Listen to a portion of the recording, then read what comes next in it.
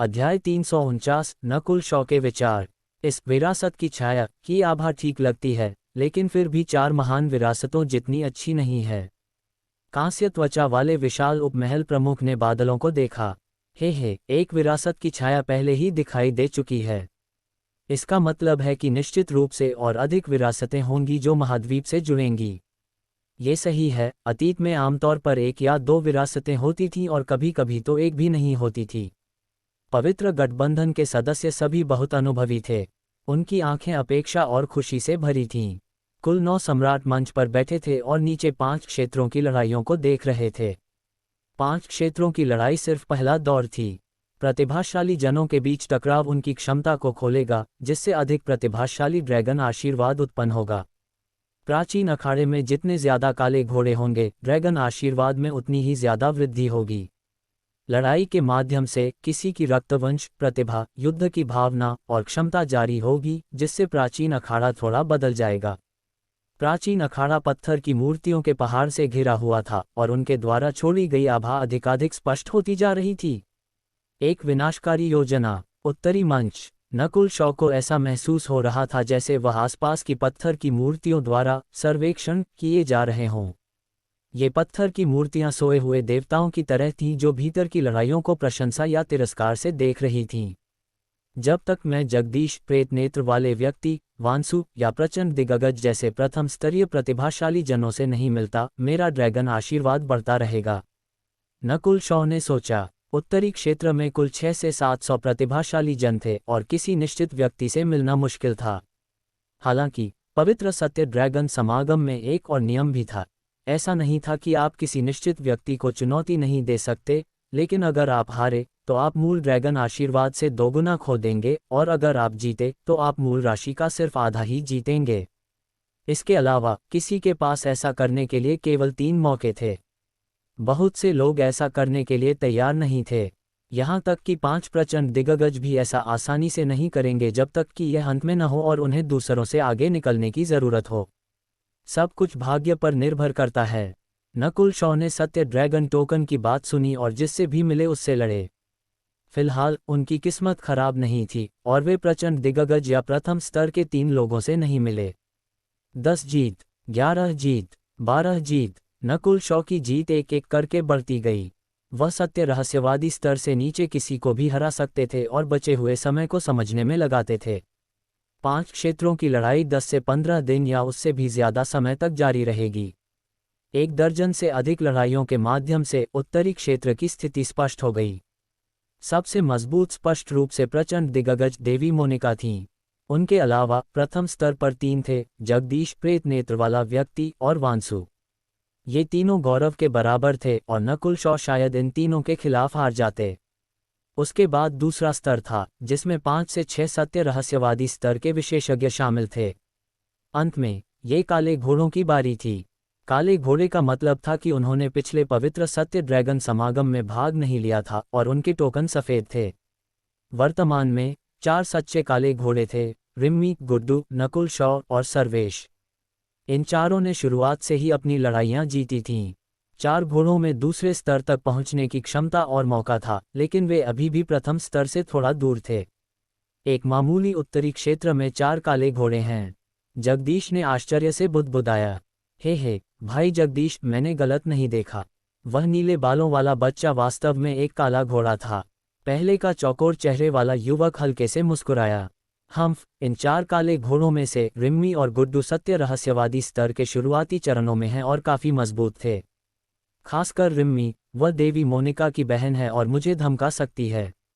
जहां तक नकुल शौ और सर्वेश की बात है, जो क्रमशः शुरुआती और अंतिम सत्य मानव स्तर पर हैं, उनकी रक्तवंश कितनी भी मजबूत क्यों न हो, कोई उपलब्धि हासिल करना मुश्किल है। जगदीश ने लापरवाही से कहा।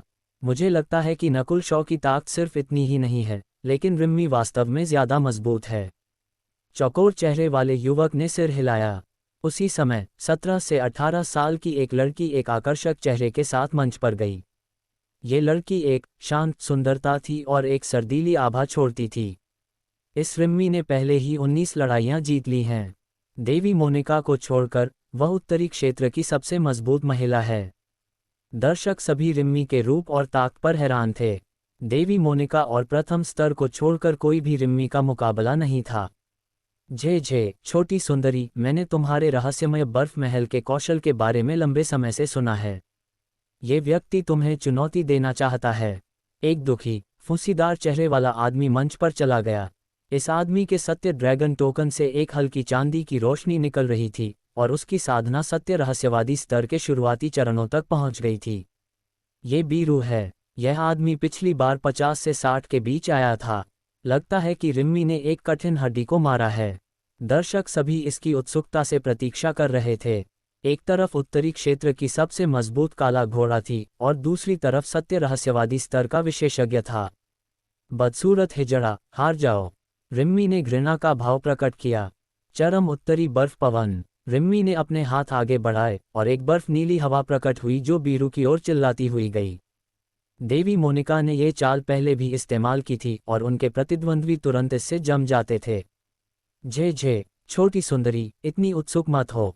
ये भाई तुम्हें संतुष्ट करेगा। बीरू ने कामुक ढंग से मुस्कुराया और अपनी बांह लहराई, दर्जनों गहरे धूसर रोशनी को रिम्मी की ओर भेजते हुए। बूम! सत्य रहस्यवादी स्तर के टकराव ने एक विस्फोट पैदा किया जो 1 मील तक फैल गया। क्यों? रिम्मी हवा की लहर में पीछे हट गई।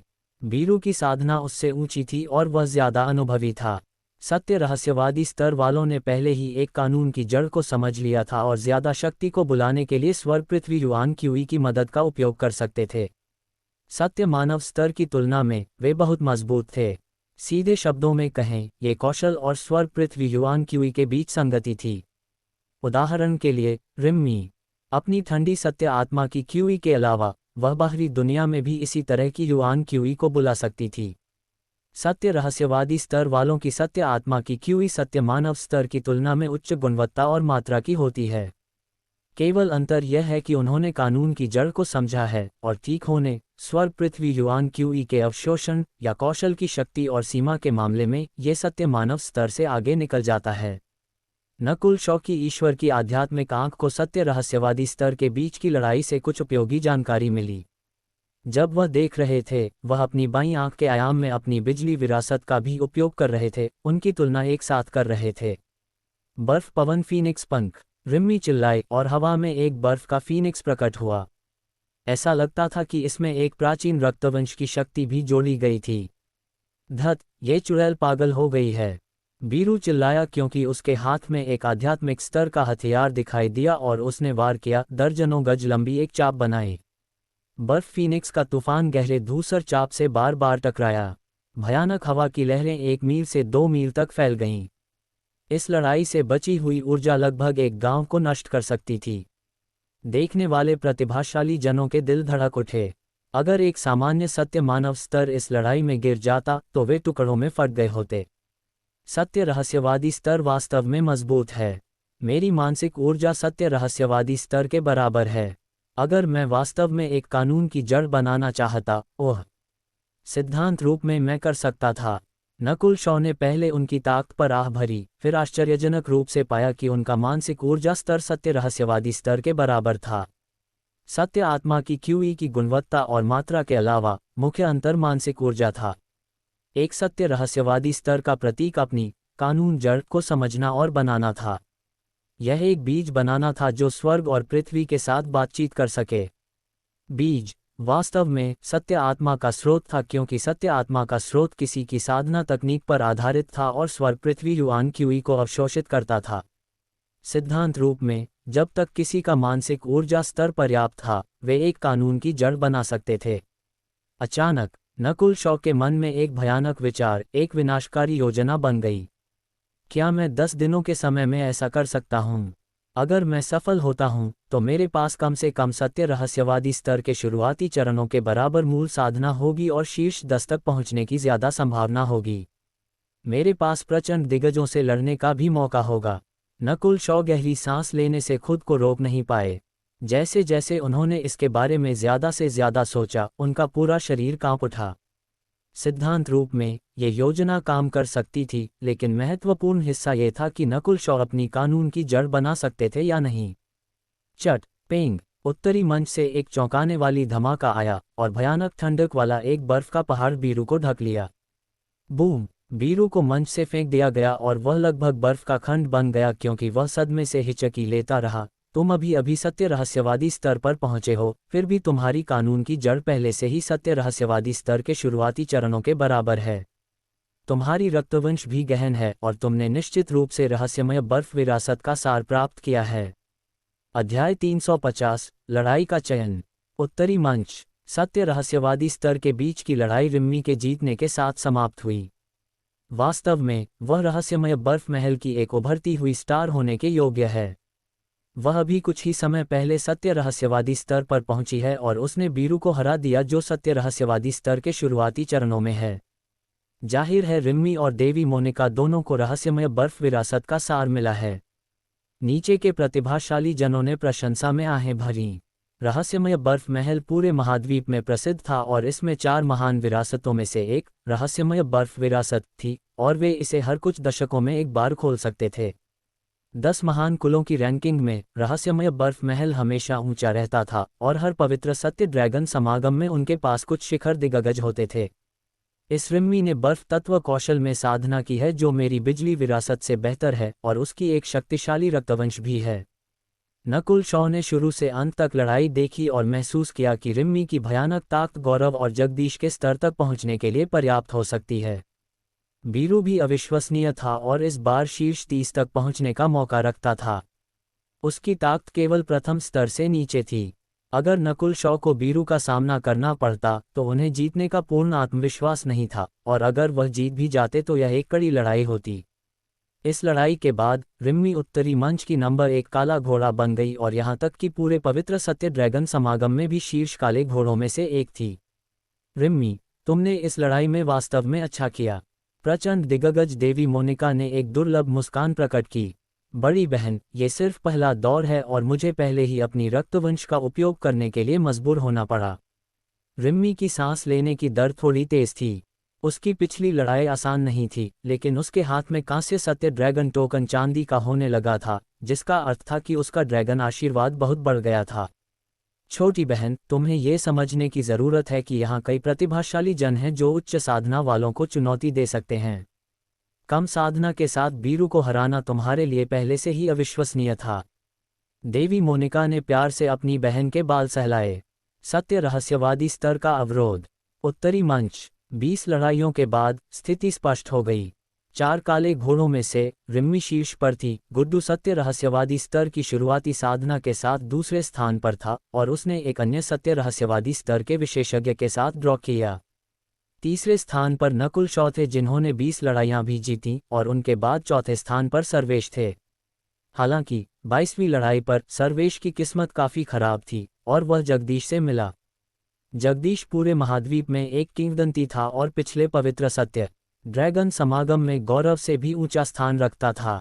बूम! सर्वेश के मंच पर जाते ही उसने अपनी रक्तवंश शक्ति को सक्रिय कर दिया और उसकी आंखें बैंगनी सोने की सिहरनों से चमक उठीं और उसकी मांसपेशियां फूल गईं, जिससे वह एक छोटे विशालकाय की तरह लग रहा था। उस पल में उसके शारीरिक गुण एक भयानक अवस्था तक पहुंच गए जो सामान्य सत्य रहस्यवादी स्तर वालों को अपने नंगे हाथ से फाड़ सकता था। पृथ्वी, नर्क, पवन, बादल, छड़ी।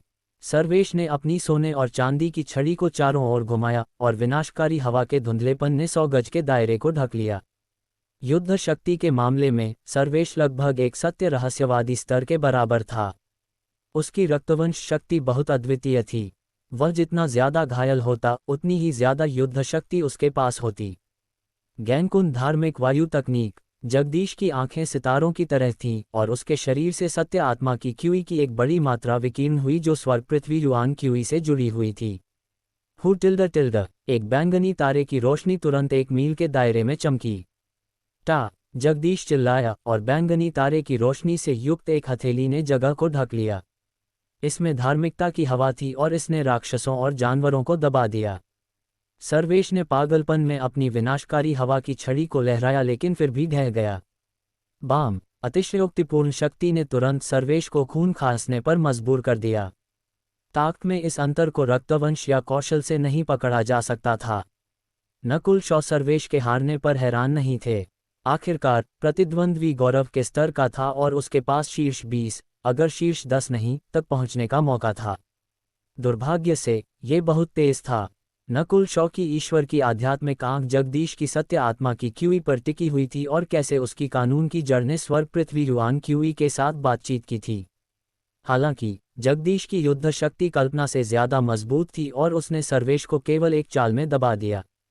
बाद वाले के पास बिल्कुल भी कोई मौका नहीं था। नकुल शॉ ने अपनी आंखें बंद कर लीं और गहनता को महसूस करने के लिए अपनी चेतना को अपने सत्य आत्मा के स्रोत में मिला दिया।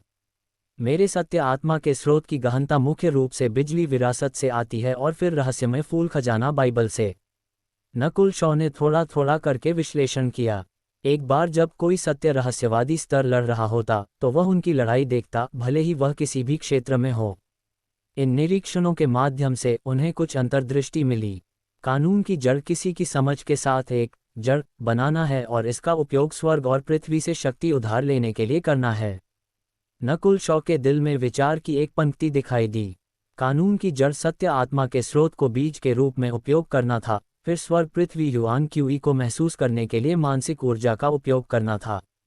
इस तरह साधकों की हर चाल ज्यादा शक्तिशाली हो जाती, क्योंकि सत्य रहस्यवादी स्तर वालों के पास उनकी कानून की जड़ थी। उनकी हर क्रिया स्वर्ग और पृथ्वी की शक्ति को बुला सकती थी, लेकिन केवल सत्य प्रभु स्तर वाले ही सीधे स्वर्ग पृथ्वी युआन क्यूई को बुला सकते थे। बेशक सत्य रहस्यवादी स्तर वाले भी स्वर्ग पृथ्वी युआन क्यूई को निर्देशित कर सकते थे, लेकिन केवल बुलाने के प्रभाव के समान। विचारों की इस श्रृंखला के स्पष्ट होने के बाद नकुल शॉ को अभी भी अपनी कानून की जड़ बनाने के लिए दो चरणों की जरूरत थी। सबसे पहले उन्हें स्वर्ग पृथ्वी कानूनों को समझने की जरूरत थी और उनके पास पर्याप्त उच्च समझ होने की जरूरत थी। यह मुख्य चरण था जिसकी नकुल शॉ में कमी थी। दूसरा हिस्सा ये था कि उन्हें सत्य आत्मा के स्रोत को बीज के रूप में उपयोग करके अपनी मानसिक ऊर्जा दुनिया के भीतर एक कानून की जड़ बनाने की जरूरत थी। नकुल शॉ केवल तभी ऐसा कर सकते थे जब उनकी मानसिक ऊर्जा पर्याप्त रूप से उच्च हो। मुख्य हिस्सा पहला बिंदु है। मुझे एक अद्वितीय कानून को समझने के लिए बिजली विरासत और रहस्यमय फूल खजाना बाइबल को विलय करने की जरूरत है। नकुल शॉ ने अपनी आंखें बंद कर लीं और समझना शुरू कर दिया। वास्तव में वह बिजली विरासत और रहस्यमय फूल खजाना बाइबल में से किसी एक के लिए कानून की जड़ बना सकते थे, और यह बहुत आसान होगा, लेकिन नकुल शॉ पूर्णता चाहते थे। वह बिजली विरासत और रहस्यमय फूल खजाना बाइबल के विलय पर एक कानून की जड़ बनाना चाहते थे। इसका मतलब था कि कानून की जड़ बनाने की जटिलता और कठिनाई सामान्य से कई गुना थी। किस्मत से नकुल शॉ एक सामान्य व्यक्ति नहीं थे और उनके पास ईश्वर की आध्यात्मिक आंख की मदद के साथ साथ मानसिक ऊर्जा का एक बड़ा स्रोत भी था, जिसने उन्हें उच्च समझ और बोध रखने की भी अनुमति दी। उनके मन के भीतर बिजली की गहन रेखाएं हल्के फूलों के साथ बातचीत कर रही थीं। उसी समय नकुल शॉ के माथे पर बिजली का प्रतीक चमक उठा और उसमें दरार पड़ने के संकेत थे। मेरे लिए कानून की जड़ को समझना मुश्किल नहीं है, लेकिन एकमात्र समस्या समय है। नकुल शॉ को 10 से 15 दिनों के बीच अपनी कानून की जड़ को पूरा करना होगा। केवल इसी तरह वह एक उच्च स्थान के लिए लक्ष्य बनाने में सक्षम होंगे। एक अचानक चुनौती। समय बीत गया। नकुल शॉ अपनी मानसिक ऊर्जा की दुनिया में डूबे हुए थे और कानूनों की अंतर्दृष्टि उनके शरीर को घेरे हुए थी। पलक झपकते ही कई दिन बीत गए थे। 5 क्षेत्र की लड़ाइयां जारी रहीं। उत्तरी मंच पर प्रचंड दिग्गज देवी मोनिका अभी भी सर्वोच्च थीं। जगदीश और प्रेत नेत्र वाले व्यक्ति को अभी भी कोई नुकसान नहीं हुआ था। ये वांसु की किस्मत थी जो खराब थी और देवी मोनिका से मिलने से पहले 2 से 3 चालों में हार गया था। मध्य मंच। आकाश के नीचे अद्वितीय रूपेश की हथेली एक रहस्यमय रोशनी से भर गई जिसने अपने रास्ते में सब कुछ कुचल दिया और मंच को हिला दिया। उनसे एक सुनहरा ड्रैगन प्रकट होता हुआ लग रहा था और वह दहाड़ता हुआ लग रहा था। पेंग। राजकुमार प्रदीप ने एक मुंहखून खांसा क्योंकि उन्हें मंच से हवा में उछाल दिया गया था और उनके मुंह पर एक कड़वाहट दिखाई दी। यह अज्ञात था कि नंबर 1 दिग्गज रूपेश के साथ अभ्यास करना महिमा थी या उदासी। रूपेश शिखर सत्य रहस्यवादी स्तर पर था और उसकी ताकत सत्य प्रभु स्तर वालों को हिलाने के लिए पर्याप्त थी। इसके अलावा आकाश के नीचे अद्वितीय कौशल एक ऐसी तकनीक थी जिसने अन्य विरासतों को अपना रंग खोने पर मजबूर कर दिया। उत्तरी मंच पर नकुल शॉ ने अचानक अपनी आंखें खोलीं। वॉन टिल्ड। उनका सत्य ड्रैगन टोकन अचानक हिल गया और उन्हें मंच की ओर निर्देशित किया। 44वां मुकाबला। मेरी बारी। नकुल शॉ ने भावहीनता से खड़े होकर उत्तरी मंच पर छलांग लगा दी। लगातार 44 जीत के बाद नकुल शॉ उत्तरी मंच के काले घोड़ों में से एक बन गए। इस चरण में उनका सत्य ड्रैगन टोकन गहरा कांस्य हो गया था और उसमें चांदी की सिहरन थी। यह इसलिए था क्योंकि नकुल शॉ मजबूत और भाग्यशाली थे कि वे इस परिणाम तक पहुंचने में सक्षम थे। जिस कारण से वह भाग्यशाली थे वह ये था कि नकुल शॉ अभी तक प्रचंड दिग्गज या प्रथम स्तरीय प्रतिभाशाली जनों से नहीं मिले थे। इसके विपरीत सर्वेश और गुड्डू सभी शक्तिशाली प्रतिद्वंद्वियों से मिले थे और पहले हार गए थे। यहाँ तक कि रिम्मी भी बीरू, एक सत्य रहस्यवादी स्तर के विशेषज्ञ से मिली थी। शुवा, एक ठंडी बर्फ के वस्त्र वाली लड़की अचानक उत्तरी मंच पर तैरती हुई आई। ये बर्फ से बना एक चेहरा था जो देशों को नष्ट कर सकता था। शक्तिशाली सत्य रहस्यवादी स्तर की आभा स्वर पृथ्वी बर्फ युआन क्यूई के साथ बातचीत करती थी और एक भयानक ठंडक बनाती थी। नकुल शॉ हिचकिलिए और ठंडक हड्डियों तक ठंडी करने के लिए पर्याप्त थी। हुआ, उत्तरी मंच के नीचे से चिल्लाहट आई क्योंकि वे उत्साह और अपेक्षा से भरे हुए थे, लेकिन उसमें ज्यादातर आनंद था। लगता है कि मेरी किस्मत बहुत अच्छी नहीं है। नकुल शॉ पहले जल्द से जल्द लड़ाई खत्म करना चाहते थे, लेकिन प्रतिद्वंद्वी 4 काले घोड़ों का प्रमुख रिम्मी था। रिम्मी, तुमने नकुल शॉ को चुनौती दी। यदि तुम जीतती हो तो तुम मूल राशि का केवल आधा ही जीत सकती हो, और यदि तुम हारती हो तो तुम सामान्य से 2 गुना खो दोगी। न्यायाधीश ने बोला और एक बार फिर चेतावनी दी। मैं समझती हूँ। रिम्मी की ठंडी आंखें नकुल शॉ पर टिक गईं। ये सुनकर नकुल शॉ हैरान रह गए। उनकी लड़ाई इसलिए थी क्योंकि रिम्मी ने उन्हें चुनौती दी थी, न कि एक यादृच्छिक मुकाबला। नियमों में कहा गया था कि कोई भी दूसरे को चुनौती दे सकता है, लेकिन सभी के पास केवल 3 मौके थे। रिम्मी, तुम मुझे चुनौती क्यों दे रही हो? नकुल शॉ का दिल उछल गया क्योंकि उनकी आंखें चमक उठीं। अध्याय 251, महान देश 2। नकुल शॉ ने सोचा कि जिस व्याघ्र परिवार की वह तलाश कर रहा था, यदि वह वास्तव में कैनोपी महान देश के 4 महान परिवारों में से एक निकला तो यह अविश्वसनीय होगा। 1 सम्राट, 3 संप्रदाय, 4 परिवार। ये 8 शक्तियां कैनोपी महान देश के जीवन को चलाती थीं और अनगिनत अन्य शक्तियों से ऊपर थीं।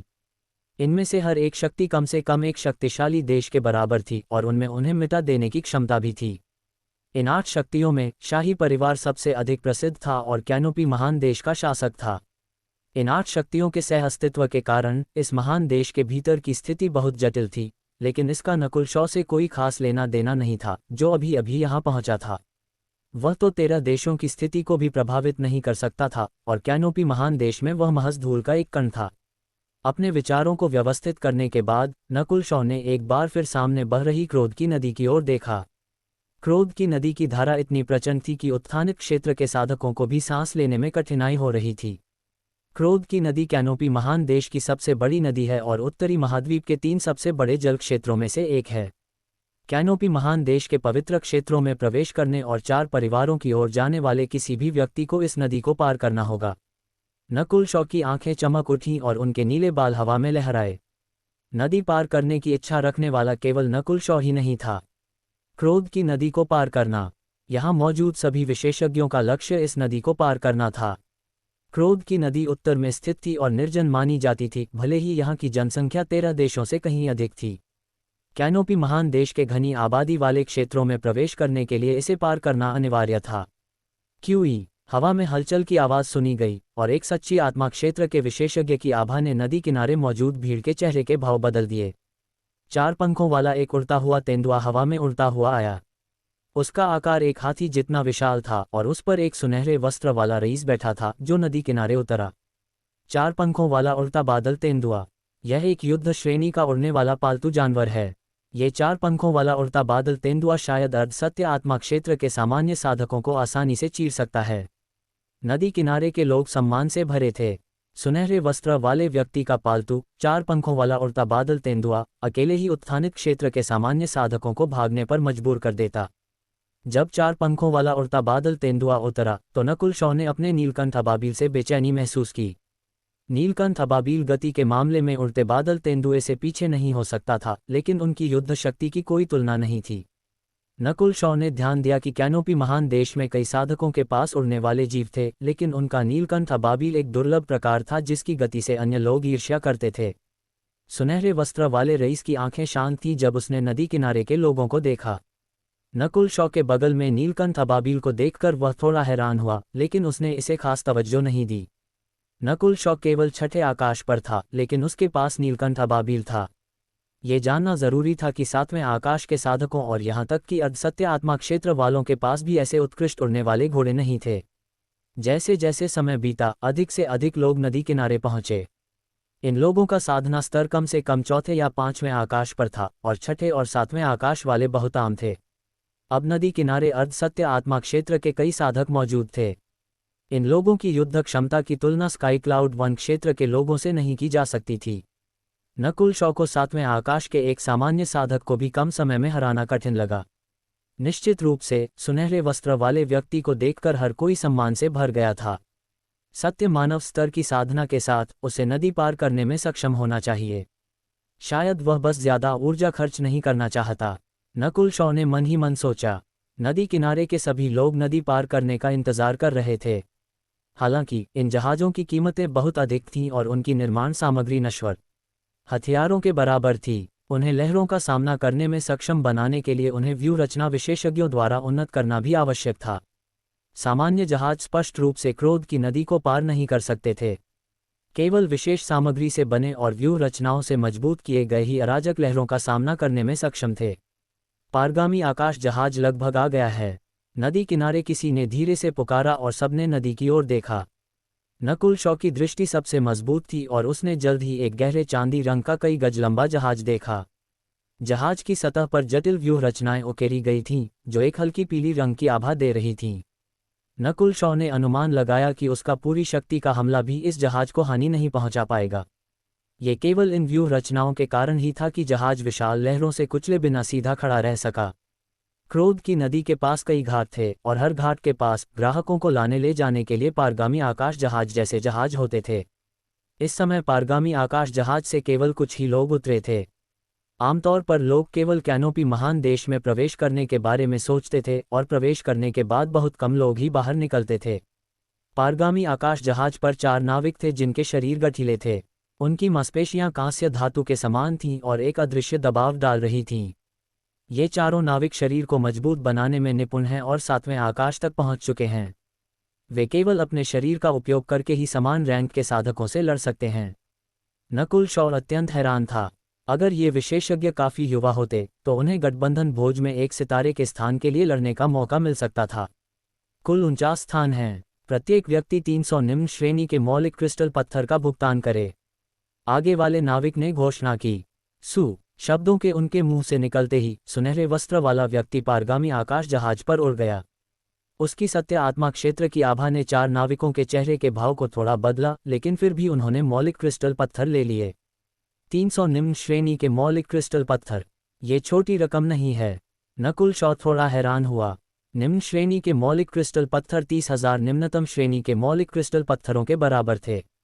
साधकों की दुनिया में निम्नतम श्रेणी के मौलिक क्रिस्टल पत्थर सबसे कम मूल्य की मुद्रा थी और मुख्य रूप से निचले तबके में उपयोग की जाती थी।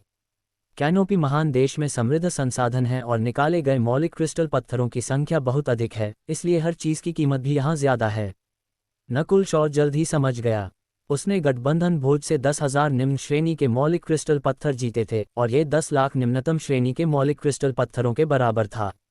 ये राशि 13 कुलों में दूसरों की आंखें लाल कर देती थी, लेकिन इस जगह पर 10,000 निम्न श्रेणी के मौलिक क्रिस्टल पत्थरों को बहुत अधिक नहीं माना जा सकता था। अर्ध सत्य आत्मा क्षेत्र के सामान्य साधक भी नकुल शॉ से अधिक धनी थे। सु समूह के सभी लोग पारगामी आकाश जहाज की ओर भागे। पारगामी आकाश जहाज नदी किनारे खड़ा था, लेकिन यहाँ अभी भी शक्तिशाली हवाएं थीं जो उत्थानित क्षेत्र के साधकों को दूर धकेल सकती थीं। इसलिए एकमात्र प्रवेश द्वार जहाज का द्वार था। 41, 42, 7 स्थान शेष हैं, प्रधान नाविक ने कहा। जहाज तब रवाना होता जब 49 स्थान भर जाते। बाकी समूह अधीर हो रहे थे। ये जानना जरूरी था कि पारगामी आकाश जहाज हर 10 दिन में एक बार आता था और उन्हें जहाज पर सुरक्षात्मक व्यूह रचनाओं की मरम्मत करनी होती थी। इसके अलावा एक पारगामी आकाश जहाज हजारों मील के दायरे में एकमात्र होता था। ये पहली बार था जब नकुल शॉ यहाँ आया था, इसलिए वह स्थिति नहीं जानता था और इसलिए पीछे रह गया। नकुल शॉ का शरीर बिजली के चापों के साथ चमका, लेकिन उसकी गति फिर भी तैयार लोगों की तुलना में कुछ कदम धीमी थी। जब नकुल शॉ पहुंचा तो बचे हुए 2 स्थानों के लिए 4 लोग लड़ रहे थे। आकाशपाला प्रभुत्व मुट्ठी। उनमें से एक चांदी के बालों वाला युवक था जिसने 10 गज के दायरे में बर्फ की एक लहर भेजी। उस युवक ने 7वें आकाश के एक साधक और 6ठे आकाश के 2 साधकों को पीछे हटने पर मजबूर कर दिया। यहाँ की शक्ति गठबंधन भोज में सपना की शक्ति के करीब थी। नकुल शॉ अत्यधिक चकित था। कैनोपी महान देश के संसाधन अत्यंत समृद्ध थे और प्रतिभाशाली लोग नदी में मछलियों की तरह थे। नकुल शॉ अपनी रक्तरेखा शक्ति का उपयोग किए बिना उसका मुकाबला नहीं कर पाता। केवल अगर वह फिर से 7वें आकाश तक पहुंच जाता तभी वह ऐसा कर पाता। चांदी के बालों वाले युवक के जहाज पर उतरने के बाद नकुल शॉ और 3 अन्य पीछे रह गए। हमला। नकुल शॉ का येन छाया लबादा फड़फड़ाया क्योंकि उसका शरीर गहरा हो गया और बिजली की आवाज़ बढ़ी। उसी क्षण उसकी गति शेष बचे 7वें आकाश के व्यक्ति और 6ठे आकाश के 2 व्यक्तियों से आगे निकल गई। सोचना भी मत, ये तीनों लोग साधारण नहीं थे। उनकी ताक बिट्टू और अनाया के समान थी। बिजली बाधा। नकुल शॉ बिल्कुल भी नहीं बचा और बिजली से बना एक जाला उसके चारों ओर एक बाधा के रूप में बन गया। धड़ाम। तीनों के हमले नकुल शॉ पर लगे और बिजली के चाप हर जगह उड़ गए। 7वें आकाश के विशेषज्ञ ने गुर्राया क्योंकि उसका शरीर आधे सांस के लिए सुन्न हो गया। अन्य 2 कई गज पीछे धकेल दिए गए और उनके शरीर पर कुछ जलने के निशान रह गए। क्यों? इससे पहले कि वे प्रतिक्रिया कर पाते, नकुल शॉ एक धुंधलापन बन गया था और अंतिम स्थान लेने में सफल रहा। ये करने के बाद नकुल शॉ की सांस लेने की दर बढ़ गई क्योंकि उसका चेहरा गंभीर हो गया। कैनोपी महान देश में प्रवेश करने के बाद से उसने जो सबसे तीव्र भावना महसूस की वह प्रतिस्पर्धा थी। प्रतिस्पर्धा अत्यंत तीव्र थी। नदी पार करने के लिए बस एक जहाज के लिए भी लड़ाई की आवश्यकता थी। कीमत और धन। 800 निम्न श्रेणी के मौलिक क्रिस्टल पत्थर। नाविक ने भावहीन होकर कहा। 800 क्यों? नकुल शॉ के चेहरे के भाव हल्के से बदल गए। उसे स्पष्ट रूप से याद था कि सभी को केवल 300 का भुगतान करना था और यह पहले से ही बहुत महंगा था। आपके उड़ने वाले पालतू जानवर का अतिरिक्त 500 लगता है, नाविक ने अधीरता से जवाब दिया। नकुल शॉ ने चुपचाप 800 मौलिक क्रिस्टल पत्थर सौंप दिए। नीलकंठ अबाबील का मूल्य इससे कहीं अधिक था। हालांकि सुनहरे वस्त्र वाले व्यक्ति के 4 पंखों वाले उड़ते बादल तेंदुए का उसे कोई अतिरिक्त शुल्क नहीं देना पड़ा। जैसे कि नकुल शॉ की आंखों को महसूस कर रहा हो, सुनहरे वस्त्र वाले व्यक्ति ने हल्की मुस्कान दी। तुम कैनोपी महान देश से नहीं हो, है न? नकुल शॉ ने सिर हिलाया। ये सुनकर जहाज पर मौजूद अन्य लोगों ने उसकी ओर तिरस्कार से देखा, मानो वे किसी भिखारी को देख रहे हों। हालांकि सुनहरे वस्त्र वाले व्यक्ति ने कम आंकने का कोई संकेत नहीं दिखाया और धैर्यपूर्वक समझाया, मेरे पास एक आध्यात्मिक पालतू थैला है जिसका उपयोग विशेष रूप से उड़ने वाले जीवों को ले जाने के लिए किया जाता है। वरिष्ठ, क्या मैं आपसे पूछ सकता हूं कि इस आध्यात्मिक पालतू थैले की कीमत कितनी है? नकुल शॉ की आंखें व्यक्ति की कमर पर लटके एक काले बोरे पर टिक गईं। 1 लाख मौलिक क्रिस्टल पत्थर। सुनहरे वस्त्र वाले व्यक्ति ने बेफिक्री से जवाब दिया। 1 लाख मौलिक क्रिस्टल पत्थर। नकुल शॉ ने ठंडी सांस ली। यह आध्यात्मिक पालतू थैला अकेले ही उसके पास मौजूद राशि से 10 गुना अधिक था। इस प्रकार प्रतिस्पर्धा के अलावा कैनोपी महान देश का एक और विचार नकुल शॉ के मन में आया। वह था पैसा। अध्याय 252। छोटी चोर बिल्ली की कीमत। म्याऊं म्याऊं। शायद इसलिए कि छोटी चोर बिल्ली ने पैसे की गंध सूंघ ली थी, वह अंतरिक्ष ब्रेसलेट से बाहर निकल आए और अपनी घूमती आंखों से चारों ओर देखने लगी। कितनी प्यारी बिल्ली है, हे भगवान, ये छोटी बिल्ली कितनी समझदार लग रही है। म्याऊं म्याऊं। छोटी चोर बिल्ली ने अपने पंजे बाहर निकाले और अपनी छाती फुला ली, जिससे आसपास की युवतियां हंस पड़ीं। नकुल शॉ का दिल जोर से धड़का और उसने मन ही मन कोसते हुए कहा, यह बाहर क्यों आ गई? अब तो मुझे और मौलिक क्रिस्टल पत्थर देने पड़ सकते हैं। सौभाग्य से छोटी चोर बिल्ली केवल हथेली के आकार की थी और उसे एक छोटा पालतू जानवर माना गया, इसलिए कोई अतिरिक्त शुल्क नहीं लगा। सुनहरे वस्त्र वाले व्यक्ति ने रुचि के साथ नकुल शॉ और छोटी चोर बिल्ली का निरीक्षण किया, लेकिन कुछ नहीं कहा। 49 स्थान भर जाने के बाद चारों नाविकों ने पाल खींचे और जहाज को विपरीत किनारे की ओर बढ़ाना शुरू कर दिया। पारगमन। क्रोध की नदी की लहरें और हवाएं बेहद खतरनाक थीं। 7वें आकाश के लोग भी ज्यादा देर तक टिक नहीं पाते और नदी की गहराई में खींचे चले जाते। इन परिस्थितियों में पारगामी आकाश जहाज की गति बेहद धीमी थी। क्रोध की नदी लगभग 100 मील लंबी है और इसे एक पतला क्षेत्र माना जाता है। हमारी वर्तमान गति से दूसरे किनारे तक पहुंचने में कम से कम 4 से 5 दिन लगेंगे। नकुल शॉ ने हिसाब लगाया। यदि कोई साधना करता तो 4 से 5 दिन लंबा समय नहीं था, लेकिन समस्या ये थी कि लहरों के कारण जहाज लगातार हिलता रहता था। आखिरकार जहाज को 10 लाख किलोग्राम के बल वाली लहरों का सामना करना पड़ता था। सिर्फ इतना ही नहीं, जब लहरें अपनी चरम सीमा पर होती थीं, तो पारगामी आकाश जहाज हिलता था और उसके पलटने का खतरा भी होता था। इन स्थितियों में एक छोटी सी झपकी लेना भी खतरनाक था। जहाज के लगातार हिलने के कारण अधिकांश लोग स्वयं को स्थिर करने के लिए वास्तविक बल ट्रू फोर्स का उपयोग कर रहे थे। सबसे सहज दिखने वाला व्यक्ति सुनहरे वस्त्र वाला था। वह जहाज पर एक कील की तरह जमा हुआ था। हवा कितनी भी तेज चले या बारिश हो, वह कभी नहीं हिला। उसके अलावा अर्ध सत्य आत्मा क्षेत्र के लोग भी थे। उन्हें भी यह काफ़ी आसान लग रहा था। अर्ध सत्य आत्मा क्षेत्र के ये साधक सभी बेहद शक्तिशाली थे और उन्होंने अर्ध सत्य आत्मा की ची का अभ्यास किया हुआ था। वे 13 देशों के लोगों से कहीं अधिक मजबूत थे। सौभाग्य से पारगामी आकाश जहाज हर समय नहीं हिल रहा था। कुछ क्षण ऐसे भी थे जब पानी असामान्य रूप से शांत होता था। जब पारगामी आकाश जहाज शांत होता था तो जहाज पर मौजूद विशेषज्ञ एक दूसरे के साथ बातचीत करते थे और कभी कभी वस्तुओं का आदान प्रदान भी करते थे। नीलकंठ अबाबिल के लिए बोली, छोटे भाई, क्या तुम अपने नीलकंठ अबाबिल का विनिमय करने को तैयार हो? मैं 2000 निम्न श्रेणी के मौलिक क्रिस्टल पत्थर देने को तैयार हूँ। भूरे रंग के कपड़े पहने एक अधेड़ उम्र का व्यक्ति नकुल शॉ के पास आया और पूछा, 2000 मौलिक क्रिस्टल पत्थर? नकुल शॉ के चेहरे के भाव हल्के से बदले। ये 13 कुलों में एक छोटी रकम नहीं थी, लेकिन उसने फिर भी सिर हिला दिया, नहीं धन्यवाद। फिलहाल नकुल शॉ को अभी भी नीलकंठ अबाबिल की ज़रूरत थी। इसके अलावा उसे नहीं लगा कि नीलकंठ अबाबिल केवल इतने ही मूल्य का है। इस जहाज पर सुनहरे वस्त्र वाले व्यक्ति को छोड़कर कोई भी उड़ने वाला जीव नकुल शॉ के नीलकंठ अबाबिल से बेहतर नहीं था। कुछ के पास तो उड़ने वाले जीव थे ही नहीं। 3000 निम्न श्रेणी के मौलिक क्रिस्टल पत्थरों का क्या ख्याल है? ये 3 लाख निम्नतम श्रेणी के मौलिक क्रिस्टल पत्थरों के बराबर एक बहुत बड़ी राशि है। अधेड़ उम्र के व्यक्ति ने दांत पीसे और धीमी आवाज में पूछा। नकुल शॉ ने अभी भी सिर हिला दिया। 3500, 4000, 5000, यह मेरी सीमा है। व्यक्ति ने चाहे जो भी कीमत पेश की, नकुल शॉ ने सिर हिला दिया। आसपास के कुछ लोगों ने चंचल और तिरस्कारपूर्ण भाव प्रकट किए। वे बता सकते थे कि भूरे कपड़े पहने यह अधेड़ उम्र का व्यक्ति इस गरीब युवक को बरगलाने की कोशिश कर रहा था, लेकिन अप्रत्याशित रूप से युवक इतनी बड़ी रकम से हैरान नहीं दिखा। कैनोपी महान देश के बाहर के क्षेत्र में युआनची की कमी थी और मौलिक क्रिस्टल पत्थरों का उत्पादन कम था। कैनोपी महान देश के बाहर के लोग हजारों या दसियों हजार मौलिक क्रिस्टल पत्थरों की राशि से आसानी से चौंक जाते थे, लेकिन उनके सामने वाला युवक हैरान नहीं लगा। भूरे कपड़े वाले व्यक्ति द्वारा कीमत 8000 तक बढ़ाए जाने पर भी नकुल शॉ अविचलित रहा। मेरा नीलकंठ अबाबिल इतना मूल्यवान है? नकुल शॉ को थोड़ा आश्चर्य हुआ। कैनोपी महान देश में युआनची अधिक घनी थी और मौलिक क्रिस्टल पत्थरों का उत्पादन अधिक था, इसलिए कीमतों में वृद्धि हुई। जब वस्तुएं सीमित संख्या में होती हैं तो वे दुर्लभ होती हैं। कैनोपी महान देश में मार्शल आर्ट का बोलबाला था और आसपास के जानवरों का बड़ी मात्रा में शिकार किया गया था। कुछ कीमती आध्यात्मिक पालतू जानवर यहाँ 13 देशों की तुलना में अधिक दुर्लभ थे।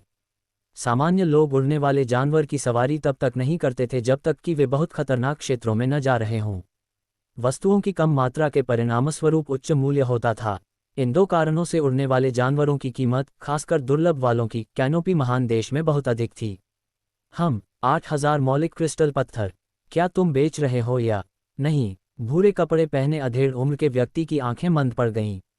हालांकि वह केवल 7वें आकाश पर था, लेकिन उससे निकलने वाली आभा 13 देशों के लोगों की तुलना में बहुत अधिक मजबूत थी।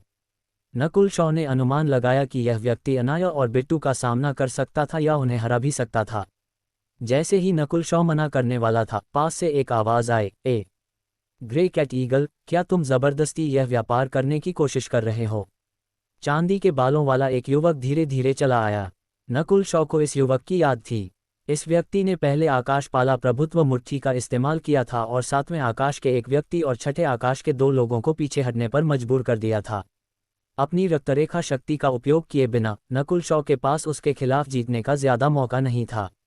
ओजस, इसका तुमसे कोई लेना देना नहीं है। जिस अधेड़ उम्र के व्यक्ति को ग्रे कैट ईगल कहा गया था, उसने चांदी के बालों वाले युवक को चेतावनी भरी निगाह से देखा। निष्पक्ष व्यापार, जो ज्यादा बोली लगाता है वह जीतता है। क्या मुझे भाग लेने का अधिकार नहीं है? ओजस ने ठंडी सांस भरी। ओजस भी 7वें आकाश पर था और उसकी ताकत सपना के बराबर थी, जिससे आसपास के अन्य लोग पीछे हट गए। भूरे कपड़े पहने अधेड़ उम्र के व्यक्ति ने कुछ भी कहना बंद कर दिया। वह ओजस को ज्यादा कीमत लगाने से नहीं रोक सकता था। प्रतिभा और शक्ति के मामले में विरोधी उससे कहीं बेहतर था। मैं इस नीलकंठ अबाबिल के लिए तुम्हें 10,000 मौलिक क्रिस्टल पत्थर दूंगा। ओजस की आवाज़ धीमी थी, लेकिन उसमें एक ठंडक थी।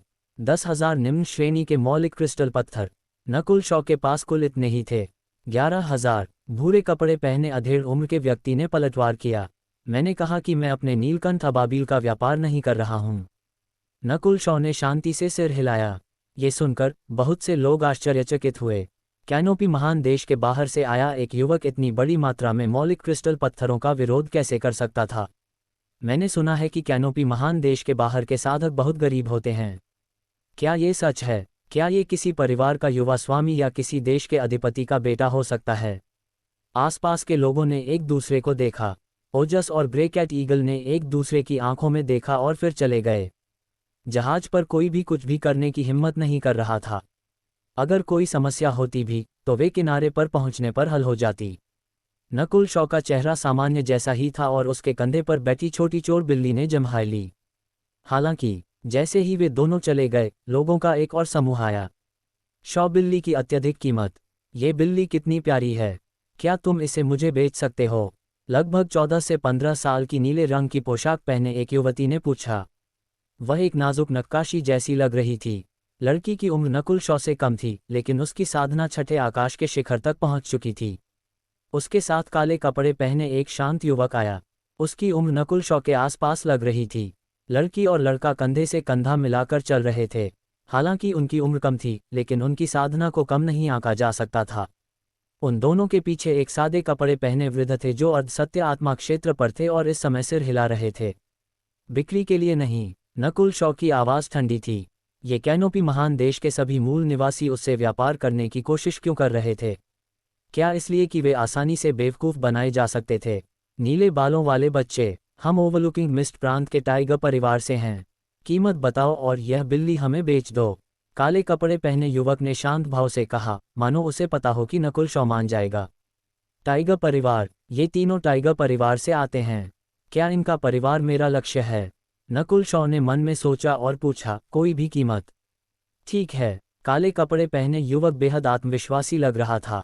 नीले रंग की पोशाक पहने लड़की ने नीली छोटी चोर बिल्ली को देखा और अपनी मुट्ठी भींच ली। ये बिल्ली सबसे चतुर और बुद्धिमान पालतू जानवर है जिसे मैंने देखा है। मैं इसे आज निश्चित रूप से खरीदूंगी। मैं तुम्हें 50% की छूट दूं तो कैसा रहेगा? नकुल शॉ ने धीरे से कहा। म्याऊं म्याऊं। छोटी चोर बिल्ली ने अपने पंजे हिलाए, जो उसकी असंतुष्टि का प्रतीक था। उसकी बुद्धिमत्ता ने लड़की को और भी ज्यादा मोहित कर दिया। अपनी कीमत बताओ, काले कपड़े पहने युवक ने इतराते हुए कहा। नीले बालों वाले बच्चे ने जरूर टाइगर परिवार का नाम सुना होगा, इसलिए 50% की छूट दे रहा है। 1 अरब मौलिक क्रिस्टल पत्थर। नकुल शॉ ने धीरे से कीमत बताई। ये सुनकर सबने ठंडी सांस ली। 1 अरब? इस बच्चे का मुंह तो सच में शेर जैसा है। अगर उन्होंने ओवरलुकिंग मिस्ट टाइगर परिवार को भी बेच दिया तो भी वे शायद इतनी राशि इकट्ठा नहीं कर पाएंगे। यहाँ के लोग दंग रह गए और फिर हंसने लगे। काले कपड़े पहने युवक और नीले कपड़े पहने लड़की रुक गए। तुम? काले कपड़े पहने युवक का चेहरा गुस्से से सफ़ेद पड़ गया, फिर हरा हो गया। उसने मूल रूप से सोचा था कि एक बिल्ली की कीमत केवल 100 मौलिक क्रिस्टल पत्थर होगी, लेकिन नकुल शॉ ने एक चरम राशि बताई थी।